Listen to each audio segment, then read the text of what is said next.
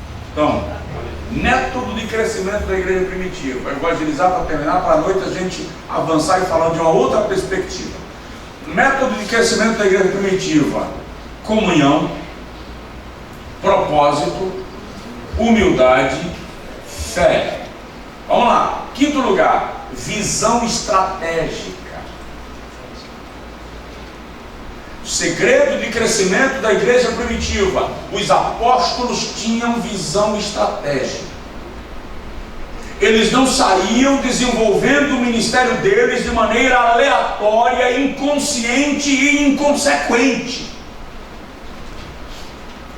Atos capítulo 17, versículo de número 23. Paulo chega em Atenas. De Tessalônica para Atenas era muito perto. Atenas é a capital intelectual do mundo, centro religioso, a ponto de um filósofo grego dizer que em Atenas era mais fácil encontrar um altar do que um adorador, porque em Atenas haviam altares para todos os deuses conhecidos. Depois que eles construíram um altar para todos os deuses conhecidos, para ninguém ficar nervoso, para todo mundo ficar feliz, todos os deuses são adorados aqui, então nenhum deus vai ficar revoltado porque não foi lembrado. Mas se porventura tiver algum deus que a gente nunca ouviu falar, vamos construir um altar para ele também? Um altar ao Deus desconhecido. Aquele altar não era para o Deus de Israel, irmão. E que como a gente consegue direcionar, mas não era para Jesus. Aquele altar era para alguma divindade que eles porventura não tivessem ouvido falar.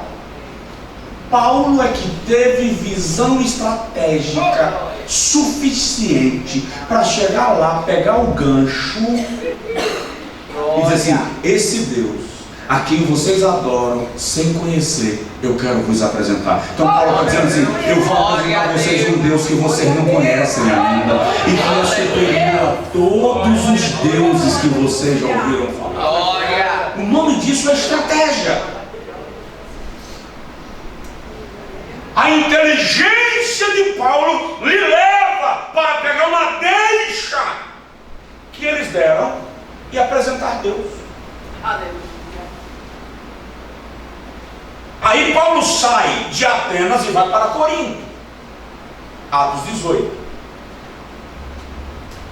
Por que Paulo sai de Atenas e vai para Corinto? Porque Paulo não implanta uma igreja em Atenas, vai implantar em Corinto. Visão estratégica. É perto. Quem está em Atenas vai para Corinto. Corinto é uma cidade cosmopolita, ou seja, existem pessoas de todas as partes do mundo em Corinto, porque ela é um centro comercial, esportivo, religioso e cultural. Em Corinto haviam Jogos Olímpicos, como os Jogos de Atenas. Em Corinto haviam dois portos, os dois principais portos do mundo antigo. Todo o comércio entre o Oriente e o Ocidente passava por Corinto.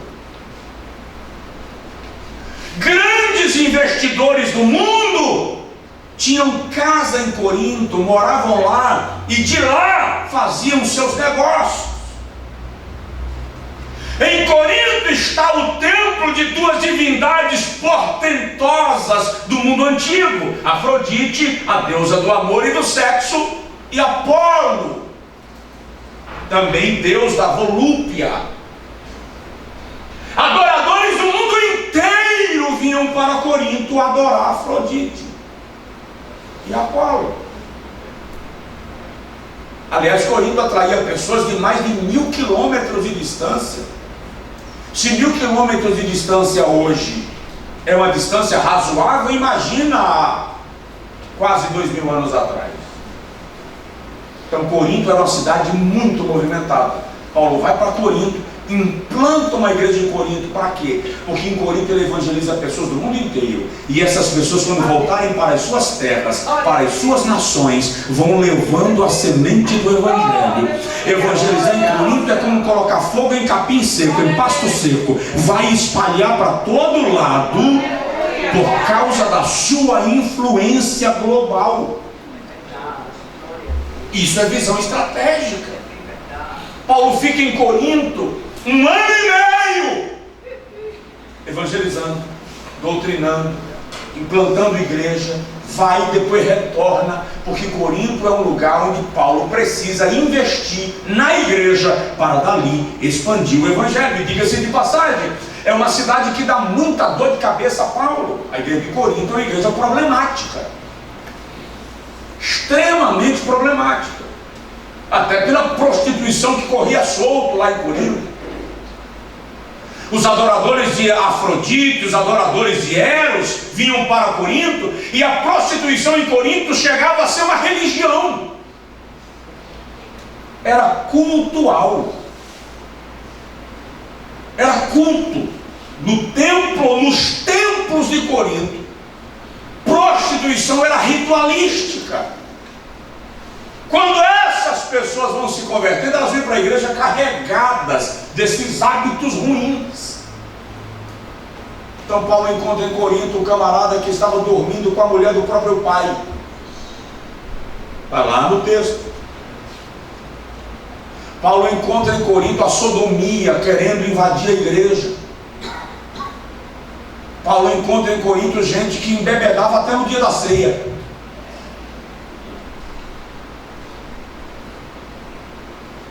Por que é que Paulo escreve aquele texto sobre a Santa Ceia? Porque os irmãos estavam fazendo do culto de ceia uma orgia, uma bagunça. Antes de começar a ceia, encharcavam a cara e iam para a Santa Ceia falando grogue. Aí Paulo doutrina a igreja de Corinto: não é bom isto que fazeis. Paulo está revelando para nós que até o sagrado se torna profano quando não há limites, parâmetro, compreensão das verdades bíblicas. Então, mas por que Corinto, apesar dessa cidade ser tão complicada? Por causa da visão estratégica para a expansão do Evangelho. E é para os irmãos de Corinto que ele diz assim: firme e fraco para os fracos, escravo para os escravos, grego para os gregos. Paulo não está dizendo eu sou camaleão. A questão aqui não é falta de identidade. Paulo tem até demais. A questão aqui é falar a linguagem daqueles a quem eu pretendo alcançar. Então a igreja de Corinto se torna um ponto de expansão para o cristianismo de então, a partir da visão estratégica que o apóstolo Paulo tem. Nós precisamos ter também. Por exemplo, por que reativar o seminário teológico Peniel? É visão estratégica. Nós precisamos alcançar aqueles que têm uma mentalidade intelectualizada. Para isso precisamos de conhecimento. Olha a localização que essa igreja está. Numa avenida de alto fluxo. Isso é visão estratégica. Criar métodos de evangelismo e trabalhos de evangelismo direcionados é visão estratégica. Se eu vou evangelizar moradores de rua, não adianta eu ir para lá de carro de luxo, paletó e gravata, usando perfume importado. Eu tenho que quebrar esse protocolo e me tornar mais próximo deles. Agora, se eu vou evangelizar juízes e advogados, eu não vou para lá com cara de quem morreu e não caiu. Isso é acepção de pessoas? Não. Isso é adequar a linguagem para o público que eu pretendo alcançar. E quando chegar na igreja, faz o quê? Estabelece um padrão. Glória a Deus. Ninguém é grande, ninguém é menor, todos são iguais. Grande é Jesus.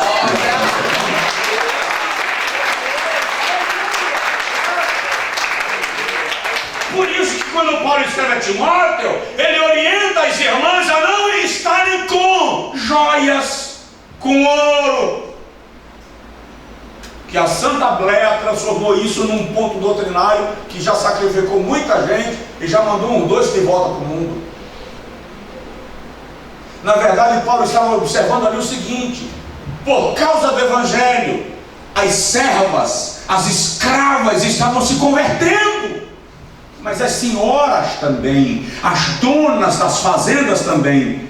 Quando chegava no culto, que a escrava vinha com uma condição precária e a senhora vinha com toda a pujança, estava criando um separatismo dentro da igreja. Aí Paulo diz: vamos parar com esse apartheid aqui.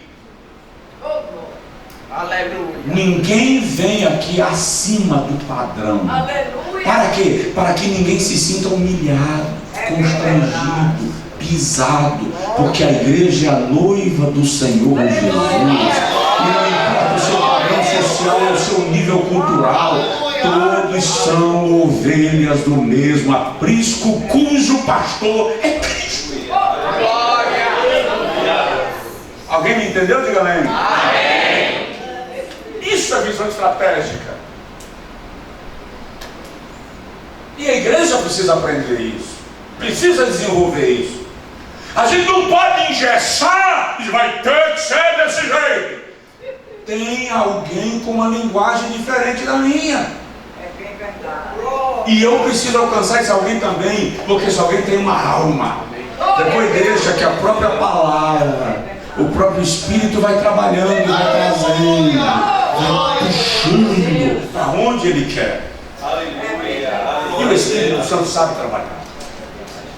Sabe ou não sabe? Sabe. É claro. Posso abusar mais um pouquinho? Então, sexta-feira à noite na nossa igreja é culto de adolescentes. Sábado à noite na nossa igreja é culto de jovens. Domingo à noite é o culto com toda a igreja. Se eu chegar no culto de sexta-noite com os adolescentes de terno, paletó e gravata, eu consigo alcançá-los? Não. Não é a linguagem deles. Agora, se eu chegar na reunião do ministério, só tem pastores, de tênis rasteiro, camiseta, para uma reunião ministerial, eu alcanço a linguagem deles? Não. É você ser volátil, saber se adequar.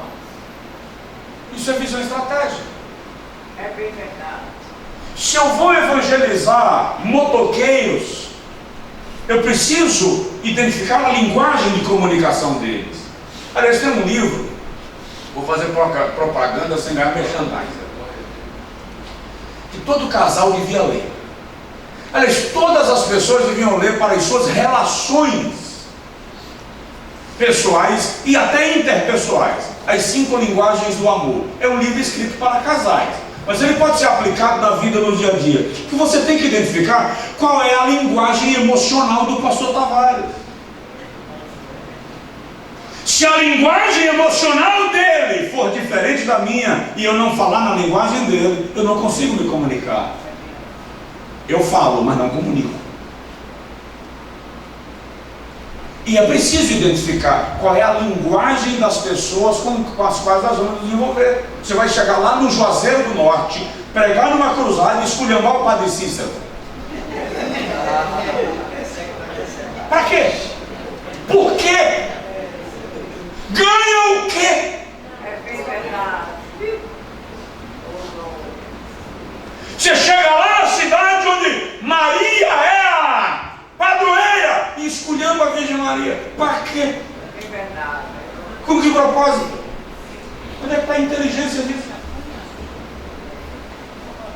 Apresenta Jesus e deixa que o próprio conhecimento da glória de Cristo vai mostrando É verdade. que Maria é especial, É verdade.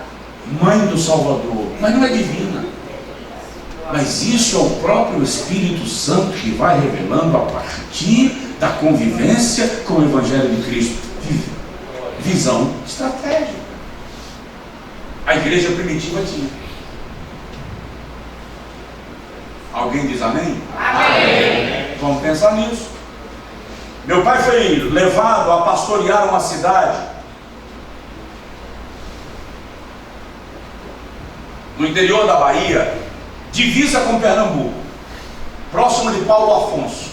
O nome da cidade era Rodelas. Rodelas. Quando nós chegamos à cidade, eu era muito novinho, havia um jovem na igreja. Eu estava vindo de uma igreja que tinha um grupo de jovens com quase 90, quase 80 em depressão. E o detalhe, aquele jovem que tinha na igreja era um mistério. Porque para ele sair da cama, irmão, era uma obra muito poderosa.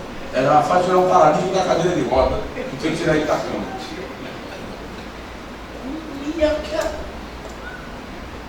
Mas tudo bem, vou deixar o gosto do rapaz para lá. Eu chamei ele um dia e falei, vamos fazer um negócio? A cada 60 dias eu vou ganhar outro jovem para Jesus e você vai ganhar outro. Eu ganho um, você ganha outro. Daqui a 2 meses nós podemos ter 4. Fechou, oramos. Com menos de 60 dias nós tínhamos 4 jovens. Reunimos os 4 e disse, o projeto continua. Daqui a 60 a gente precisa ter 8. Com menos de 60 a gente tinha 8. Vamos ter 16. Alcançamos os 16. Vamos ter 32. Alcançamos os 32.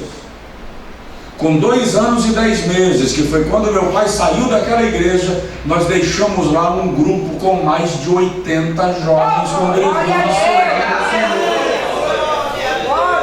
É preciso pensar em como alcançar almas para Deus, para o seu reino.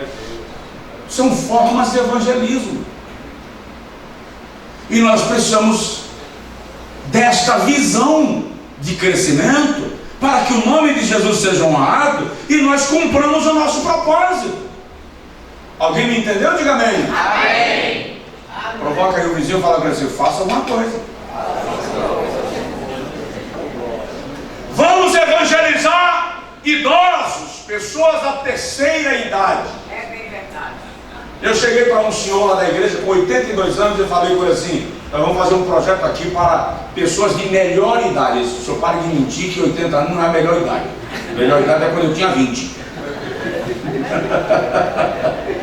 Isso tudo bem. Mas eu quero o senhor na dianteira disso. Nós vamos fazer projetos aqui, ação social, aconselhamentos para idosos, atendimento médico para idoso, psicológico para idoso, organizar jovens para ir cuidar do idoso, para a gente ganhar idoso para Jesus. É preciso ter visão, sabe? Aí a irmã chegou para mim, pastor, o diabo se levantou lá no hospital. Por quê, irmã? O diretor do hospital não quer mais o trabalho de evangelismo no hospital. O diabo levantou, clama para a igreja orar. Eu disse, não foi o diabo. Vocês estão fazendo oração alta no hospital. Estão fazendo movimento de pentecostalismo no hospital. O famoso rap.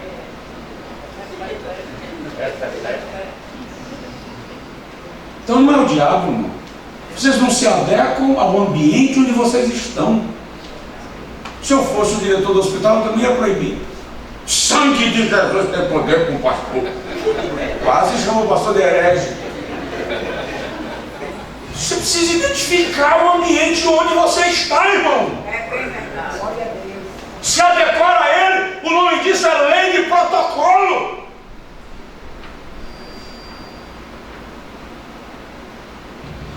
É inteligente isso. Isso é visão estratégica. Para alcançar aqueles que você pretende alcançar. Está compreendido? Amém. Glória a Deus. Que Deus nos ajude. Vamos terminar. Penúltimo lugar. Estou falando do crescimento da igreja primitiva. Para a gente crescer, precisa de quê? Vamos juntos? Comunhão. Segundo, propósito. Terceiro, humildade. Quarto, fé. Quinto, Visão estratégica. Sexto, compromisso. Compromisso. Até que ponto eu estou comprometido com a igreja onde eu congrego? É triste, mas as pessoas são mais fiéis ao time de futebol que elas torcem do que à igreja onde elas congregam. Quer ver? Quem é flamenguista aqui, levanta a mão. Aleluia! Ninguém. Bom, o cara quer dizer, uma vez Flamengo, sempre Flamengo. Flamengo sempre, até morrer. Ó, eu não torço para clube nenhum. Para mim, ó, pouco importa quem sobe e quem desce. Eu cresci numa época que ver futebol na esquina dava surra. Então, aí meu filho é torcedor do São Paulo. E a minha menina, pequenina, eu disse, vou ensinar para ela a música do São Paulo. Eu disse, vai não. Vai desviar minha menina? Não, pai, sabe o problema? Aí ele começou a cantar para ela a música do São Paulo. Tem São Paulo aqui? Porque só tem esporte, né? Qual outro clube de Recife? Santa Cruz. Náutico. Levanta a mão os náuticos aí. Eu tenho que orar por isso hoje. Eu da Santa Cruz. Eu vou falar com o irmão aqui para ninguém ficar magoado, né, irmão? Ai, ai. Vamos lá. Quando ele terminou de cantar o hino do São Paulo, para pirraçar, eu comecei a cantar o do Corinthians. Irmão, ele ficou nervoso, ele lacrimejou. O senhor não vai fazer isso comigo. Ou seja, estou citando isso como exemplo, porque no nosso caso ele está levando a brincadeira aí e tal. Mas o time do camarada está na segunda divisão, tomando de pau, vai cair para a terceira. E ele veste a camisa. A igreja, o dia que o pastor chegou aqui, tomado de chi, sabe o que é chi? Síndrome do homem irritado. Corresponde à TPM da mulher, que o homem também tem uma espécie de TPM, tá? Não venho mais nessa igreja. É como o pastor estava hoje. Não mais. Pedi para cantar com a Aline e não cantou. Pedi oportunidade e não me deu. Ou seja, o meu time cai de divisão, mas eu continuo lá. A minha igreja, se tiver alguma coisa que não me agrada, eu saio. É bem verdade. Cadê o compromisso?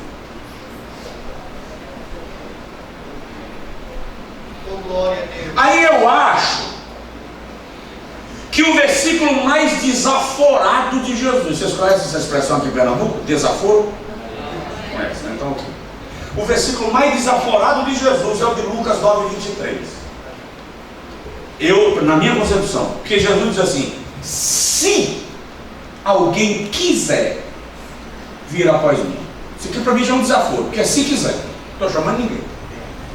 Também se você quiser. E se você quiser vir, e a expressão ali quiser vir é aquele que está tão decidido de vir que não vai desistir no meio do caminho. Jesus está dizendo que quando você começa a segui-lo, voltar atrás está fora de cogitação. Ele está dizendo, me seguir não é uma brincadeira de criança, é para quem está decidido a continuar.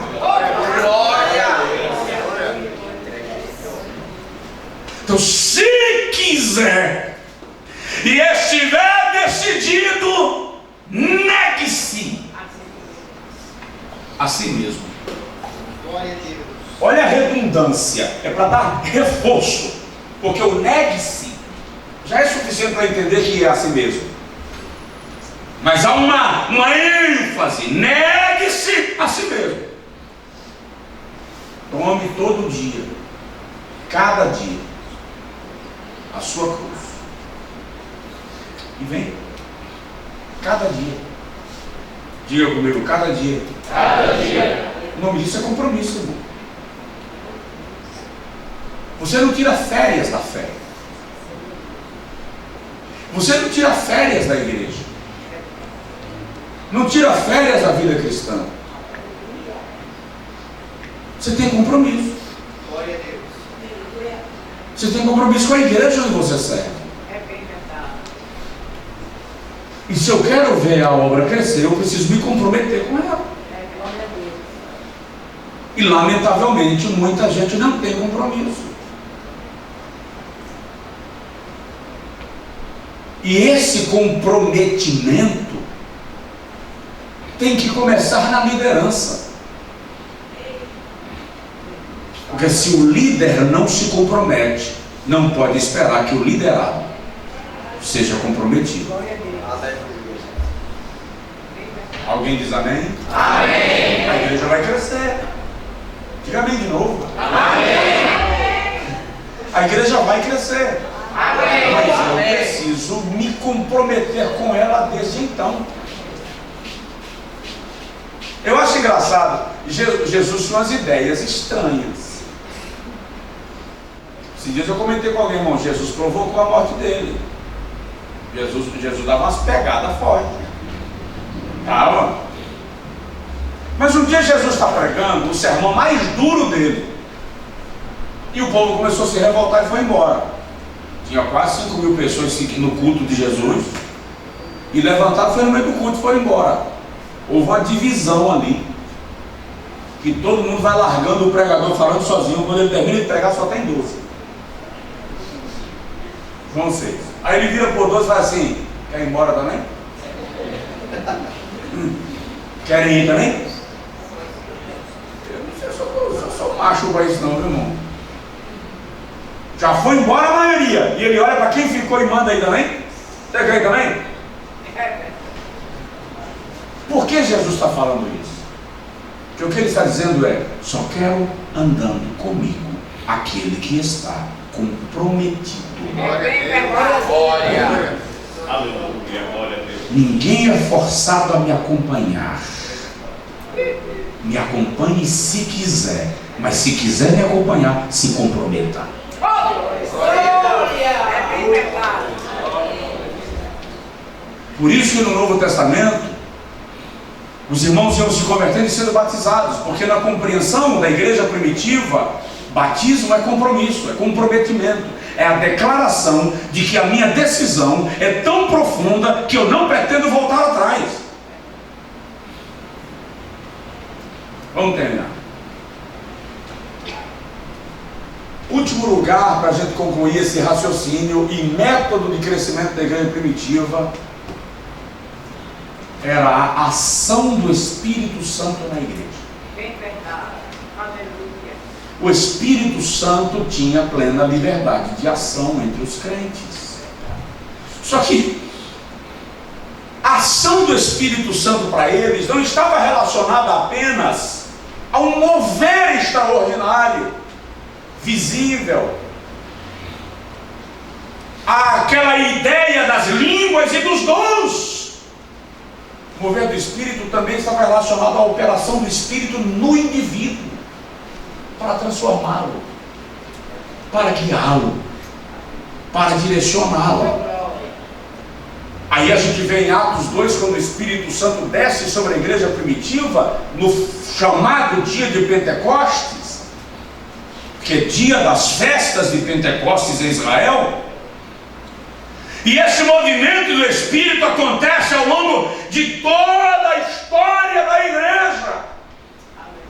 Ou seja, não há crescimento de igreja sem a presença do Espírito Santo maestrando a igreja, Glória a Deus. os projetos, o culto, a vida cristã. E é tão extraordinário isso que no Antigo Testamento a Bíblia deixa claro para nós que o Espírito Santo vinha sobre reis, profetas e sacerdotes para missões específicas. E depois o Espírito Santo, eu vou usar essa expressão, retornava para o lugar da sua habitação, porque já fez o impacto que tinha que fazer, e eles viviam o reflexo daquele impacto. A partir do Calvário, Jesus vai e declara: o Espírito Santo não virá visitar vocês, ele habitará em vós, ele morará em vós. Por isso que aquela oração, Espírito Santo visita teu céu, biblicamente ela é incoerente. O Espírito Santo não nos visita, ele habita em nós. E se nós não dermos liberdade a essa habitação do Espírito Santo, a esse comando do Espírito Santo em nossa vida, nossos projetos, estratégias e planejamentos serão apenas isso: projetos, estratégias e planejamentos. Eles só se tornam efetivos e resultantes quando o Espírito Santo assume a dianteira e se torna o maestro da nossa vida, o mestre da nossa fé, o agente propulsor da igreja para alcançar o que se pretende alcançar. Você pode dar glória a Deus e aplaudir.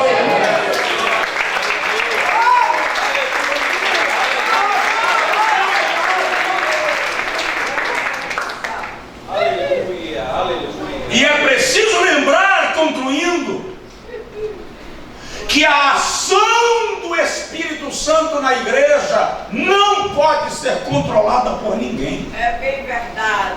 Porque ele é soberano. Ele é Deus. Alguém me disse, a Bíblia diz que o Espírito Santo é controlado pelo profeta. Não. O Espírito do profeta está sujeito ao profeta. O Espírito de Deus não é sujeito a ninguém. Quando Paulo diz que o Espírito do profeta é sujeito ao profeta, ele está dizendo que eu vou sair pulando no meio da igreja se eu quiser. Eu posso me controlar, eu posso ter domínio. Mas o Espírito Santo não é sujeito a ninguém. Ele é o agente da divindade para adornar a noiva do Cordeiro e conduzi-la ao encontro do noivo no dia do arrebatamento. Então, não esquece disso. Toda a obra da igreja, toda a realização da igreja, tudo, absolutamente tudo que a igreja faz, está debaixo da égide, do comando, da ação, da unção e do poder do Espírito Santo. Eu aprendi muito cedo. Eu nunca chego em casa dizendo: ganhei tantas almas para Jesus hoje. Nunca. Preguei na cruzada, Jesus salvou 150 pessoas. Ganhei 150 almas para Jesus hoje. Não concordo com isso. Quem ganha almas é o Espírito Santo. Você está pensando que uma pessoa se converteu por causa da sua pregação de 40 minutos? Quantas vezes ela já foi evangelizada por alguém? Quantos estão orando por ela? Quantos oraram de madrugada para Jesus salvá-la? E a campanha de oração que a mãe fez, a sogra, o vizinho, o conhecido, o amigo? Depois alguém evangelizou, depois alguém convidou para vir para o culto. A pessoa veio para o culto, alguém recebeu bem na porta, outra pessoa ofereceu o lugar e ele sentou, alguém ofereceu a Bíblia durante o culto. Aí eu prego 40 minutos e digo que fui eu que ganhei. Eu vou embora amanhã de manhã.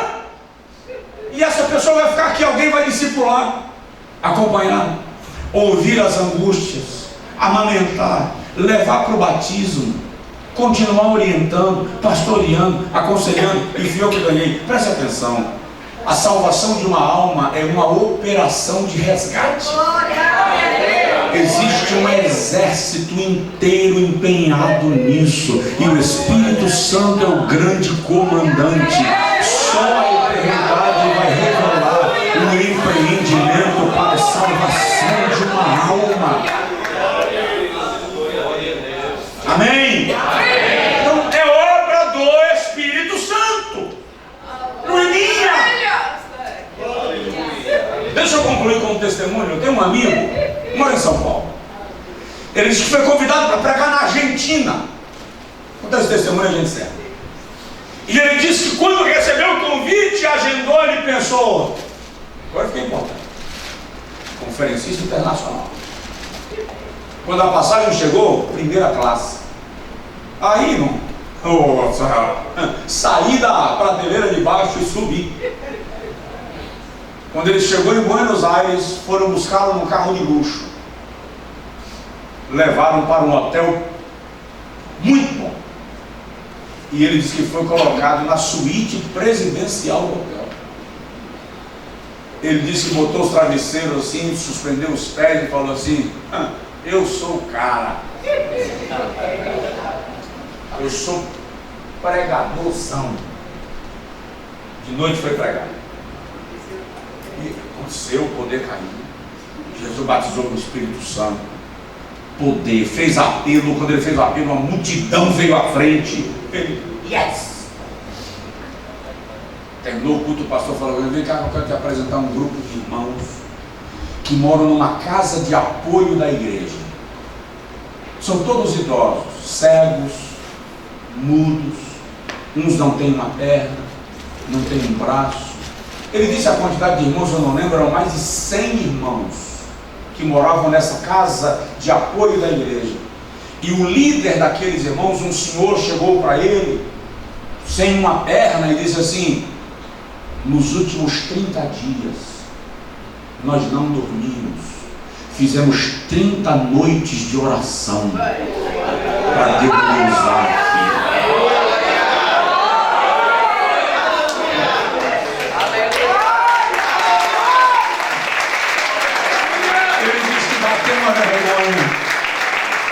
Porque o Espírito Santo olhou para Israel folgado. Você não vê nada para que acontecesse o que eu operei aqui hoje à noite. É porque eu tenho um grupo que se levantou para orar e clamar. Isso é obra do Espírito Santo, não é minha, é de Deus. Fica de pé, por favor. Oh, aleluia!